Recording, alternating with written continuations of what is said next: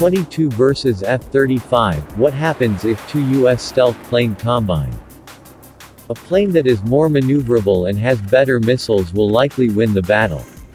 However, even the most sophisticated aircraft operated by capable pilots can lose if they are not lucky. Two F-22A Raptor fighters from the U.S. Air Force fought two F-35A warplanes from the Royal Norwegian Air Force during military training on August 15 in Norway. There are not many details known about this exercise, but some conclusions can be made about the type of training conducted by both parties. Norway is impressed by the greatness of the Raptor. The F-22 is a very formidable opponent, Norwegian Air Force Major Morten Hanche, who was driving one of Norway's F-35s, told Reuter. Reportedly, training with American F-22s gives Norway the opportunity to train with fellow stealth aircraft, because the F-35 is usually able to surprise and beat conventional non-stealth aircraft.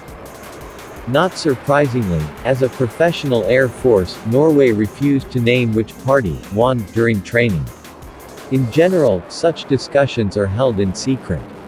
However, there are several assumptions that can be made based on how the US and NATO alliance's air forces operate.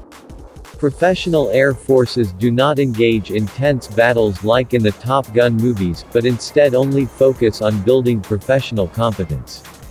That includes developing flight crew skills, practicing and perfecting tactics, techniques, procedures, and other things. Furthermore, when air forces from various allied countries participated, the Air Force often tried to develop professional relations between their pilots and build interoperability between their forces.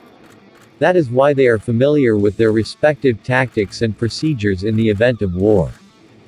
The flight crew of various NATO partners, Norway and the United States in this case, might fight with each other during emergency operations, as they did in 2011 during Operation Odyssey Dawn. Indeed, the interpersonal relationship between Allied aviators is one of the most valuable advantages of international air training.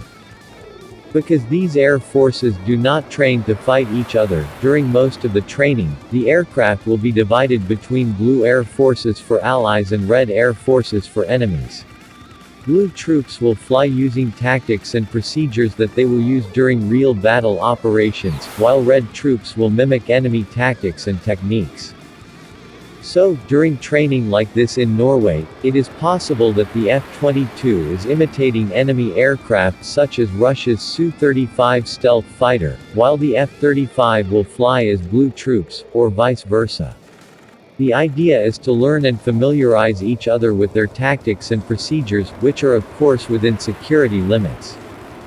Security limitations are a serious problem for the F-22 community.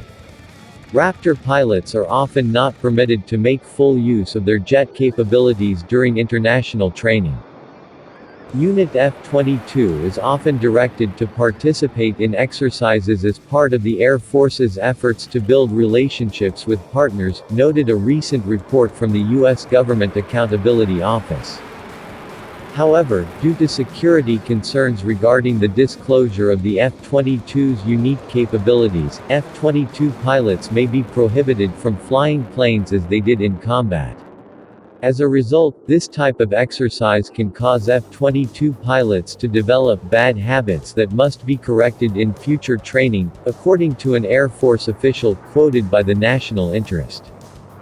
The only time during air training where the aircraft's unique abilities are used is during basic combat maneuver training with the right settings.